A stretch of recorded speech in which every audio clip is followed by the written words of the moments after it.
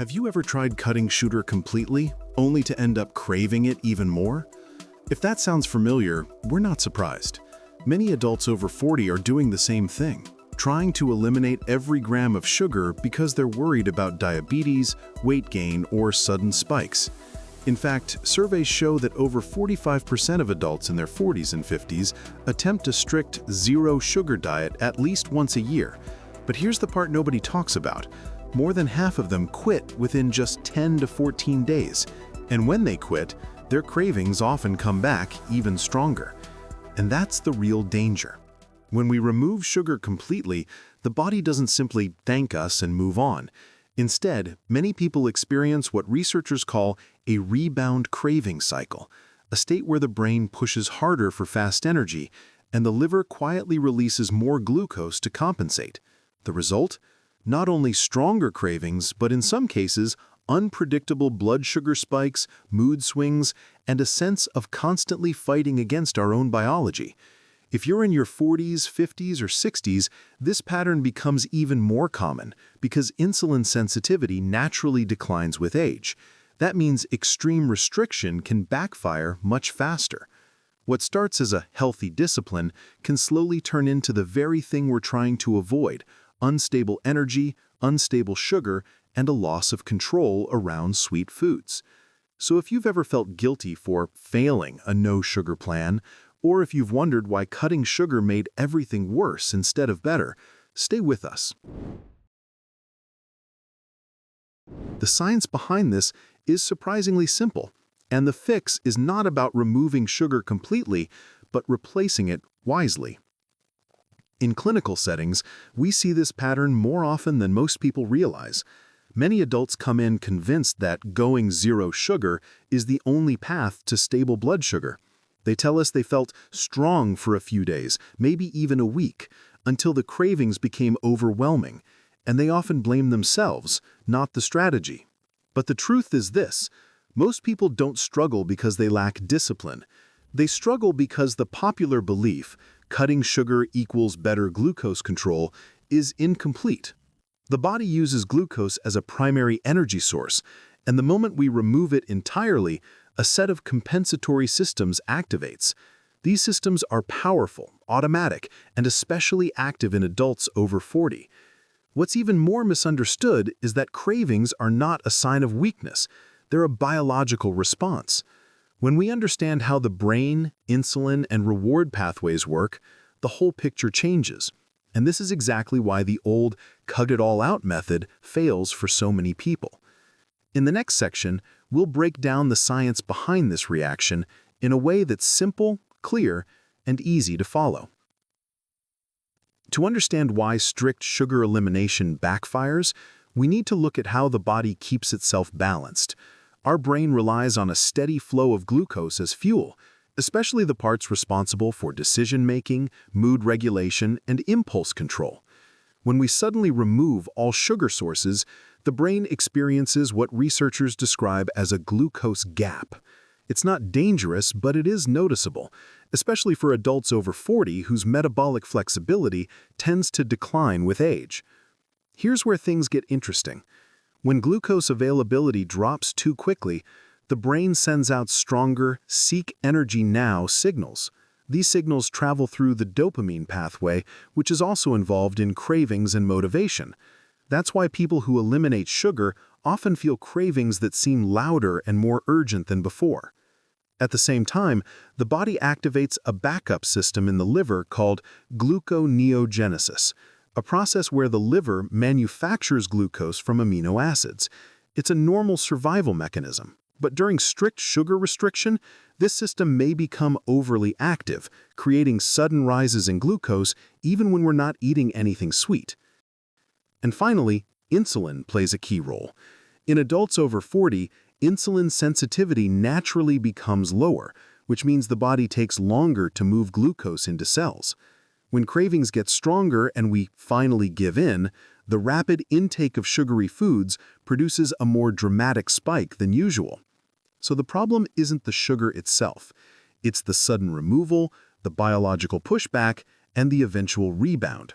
This is the part most diet advice ignores, And it's the bridge to the real solution, not zero sugar, but a smart, biologically aligned approach that keeps cravings stable and glucose steady. Now that we understand how the body reacts to strict sugar removal, let's clear up a few common misconceptions that often lead people in the wrong direction. Myth number 1: zero sugar stops cravings. Many believe that if we remove sugar 100%, cravings will simply disappear. What actually happens is the opposite. Without small, steady glucose signals, dopamine levels drop, and the brain intensifies its search for fast energy. This makes cravings sharper and harder to ignore. Research shows that people who eliminate sugar completely end up consuming up to 23% more sugar once the diet breaks. We often meet adults who felt completely in control the first few days, then suddenly found themselves overeating at night, not because they failed, but because deprivation triggered a rebound. Myth number 2: fruit causes the same sugar spike as table sugar. Some people avoid fruit entirely, assuming it behaves like pure sugar. Whole fruits come with fiber, water, antioxidants, and polyphenols. These slow down glucose absorption and support insulin function. In controlled tests, mixed fruit snacks led to 18 to 22% lower post-meal glucose compared to sweet processed snacks with the same calories. When adults over 40 swap desserts with a fiber-rich fruit serving, berries, apples, oranges, their afternoon sugar readings often stabilize instead of climbing. And myth number 3: artificial sweeteners fix the problem. Many rely on sweeteners thinking they're a free pass. Some non-nutritive sweeteners disrupt the gut-brain connection and interfere with GLP-1 signaling, which controls appetite and insulin. This can actually increase hunger. A human trial found certain sweeteners raised hunger ratings by up to 40% within an hour. We've seen adults who drank diet sodas all day to avoid sugar, but felt hungrier, more irritable, and more likely to snack late at night. So if cutting sugar completely creates a rebound, what actually works?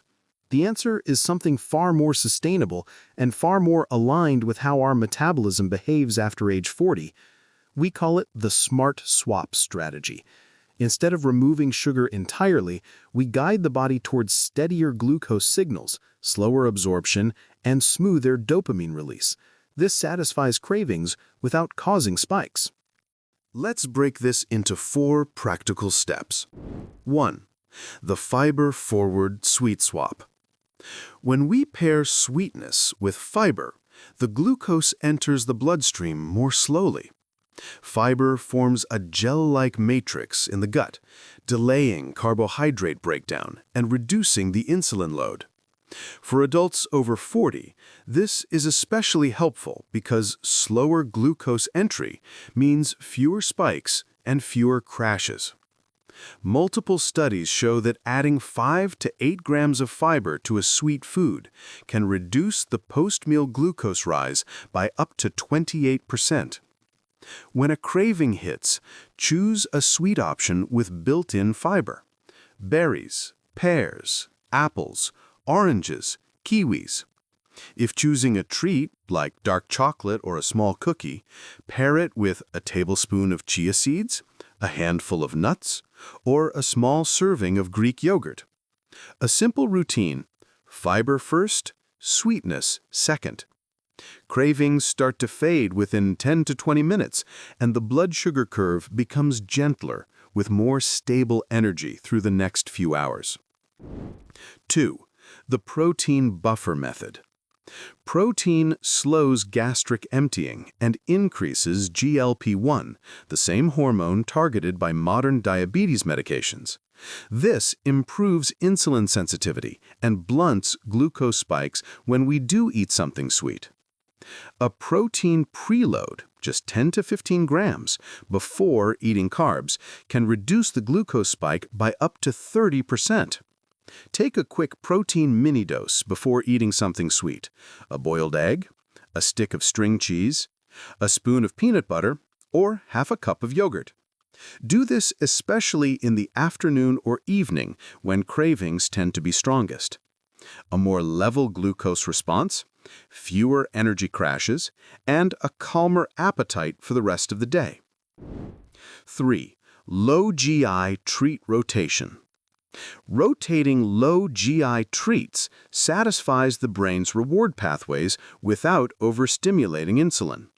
Consistent low GI options retrain the brain to seek milder sweetness instead of high-intensity sugar. Low GI snacks keep glucose variability 15 to 25% lower compared to high GI desserts, even when calorie intake is similar. Create a simple 3-day rotation. Day 1, dark chocolate, 70% plus, nuts. Day 2, berries with Greek yogurt. Day 3, chia pudding with cinnamon. Then repeat. The rotation prevents boredom and prevents the brain from expecting ultra-sweet flavors every day. Cravings become shorter and less urgent. Mood stabilizes, and over several weeks, your sweetness tolerance shifts downward, making sugary foods less tempting. 4. The hydration and electrolyte trick. Up to 30 to 40% of sugar cravings are actually a signal of mild dehydration. When the body lacks fluid, the brain interprets it as low energy and pushes for quick glucose. Replacing even 1 to 2% body water loss reduces cravings significantly in controlled trials.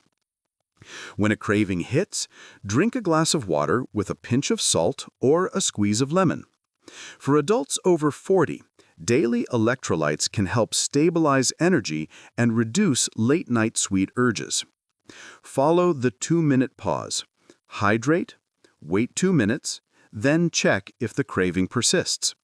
Many cravings disappear without eating anything. Energy feels steadier, and evening snacking naturally declines. Before we continue, if you're finding this explanation helpful, we gently invite you to subscribe to this channel. Now, let's move into a few supporting topics that make the Smart Swap strategy even more effective. 1. Timing matters more than most people realize. Cravings don't happen randomly.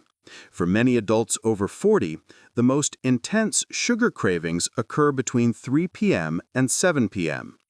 This window is influenced by circadian rhythm dips, natural decreases in cortisol, and late-day fatigue in insulin sensitivity. When we understand this timing, we can prepare the body before the craving hits. Here's how. Have a protein mini-dose around 2:30 p.m. Add a fiber-forward snack around 4 p.m. if you tend to crash early evening.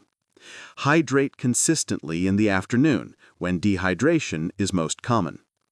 By shifting our routine by just 1 or 2 hours, cravings become easier to manage, and the Smart Swap strategy works even better. 2. The food pairing mistake many people don't notice. A lot of people think they're eating healthy by choosing fruit, but still experience spikes. The missing piece is pairing. Even healthy carbs can cause a noticeable rise when eaten alone, especially in our 40s and 50s when glucose uptake slows. A simple rule helps tremendously. Never eat sweetness on an empty stomach. Pair fruit with a little protein or fat, yogurt, nuts, cheese, or chia. This slows digestion and creates a smoother glucose curve. The difference between fruit alone and fruit paired can be as much as a 20 to 30% lower spike, even though the food is the same. 4. Senior-friendly modifications. Not everyone has the same digestion or energy levels, especially for those in their 60s and beyond. A few adjustments make the strategy safer and more comfortable. For sensitive digestion, choose softer fruits like pears, kiwi, or ripe berries. For those on medications that affect appetite, use smaller portions and shorter intervals. For low activity levels, prioritize the hydration trick and low GI rotation first before adding more snacks. The goal is always stability, not perfection. A simple case scenario: when a night craving hits. Let's imagine it's 9:30 p.m. You're tired, you've eaten dinner hours ago, and suddenly a wave of craving appears. Here's how the Smart Swap strategy works in real life. 1. Pause for hydration. 1 glass of water, pinch of salt. 2. Check after 2 minutes. If the craving is still there, move to the next step. 3. Choose a low GI option, such as Greek yogurt with cinnamon, or a piece of dark chocolate with a few almonds. Avoid eating sugar alone, which is what most late-night spikes cause. This approach satisfies the brain's reward pathways while keeping glucose steady through the night. As we wrap up, let's bring everything back to the core idea. We don't need to eliminate sugar entirely to control our cravings or stabilize our blood sugar. What we truly need is a smarter, more balanced approach, one that works with our biology instead of fighting against it. If you found this video helpful, we invite you to subscribe and join us here on Healthy Habits.